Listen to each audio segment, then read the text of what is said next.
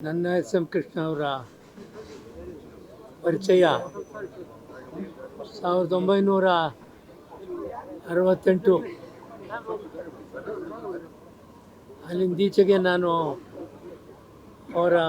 ಅವರನ್ನೇ ಫಾಲೋ ಮಾಡ್ಕೊಂಡು ಬಂದೆ. ರೆಡ್ಡಿ ಕಾಂಗ್ರೆಸ್ಸಲ್ಲಿ ಅವರು ಟಿಕೆಟ್ ಕೊಟ್ಟರು. ನನಗೆ ಸೋತ್ರೂ ಡೆಪಾಸಿಟ್ ಉಳಿತು. ಕಡೆಗೆ ಮುಂದಿನ ದಿನಗಳಲ್ಲಿ ನನಗೆ ಟಿಕೆಟ್ ಕೊಟ್ಟರು,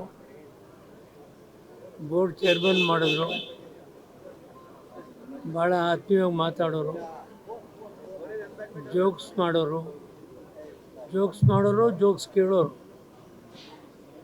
ಆದರೆ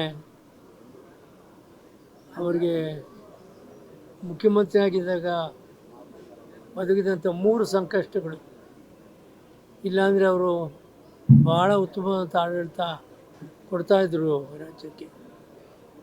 ಆದರೂ ಭಗವಂತ ಅವರಿಗೆ ಮತ್ತೆ ಕರ್ನಾಟಕಕ್ಕೆ ಕಳಿಸ್ಕೊಟ್ಟು ಮುಂದೊಂದು ದಿವಸ ಅವರು ಮತ್ತೆ ಕರ್ನಾಟಕಕ್ಕೆ ಮುಖ್ಯಮಂತ್ರಿಗಳಾಗಲಿ, ಭಗವಂತ ಅವ್ರಿಗೆ ಸದ್ಗತಿಯನ್ನು ಕೊಡಲಿ ಅಂತೇಳಿ ಬೇಡಿಕೊಂಡು ನನ್ನ ಮಾತು ಮುಕ್ತಾಯ ಮಾಡಿ.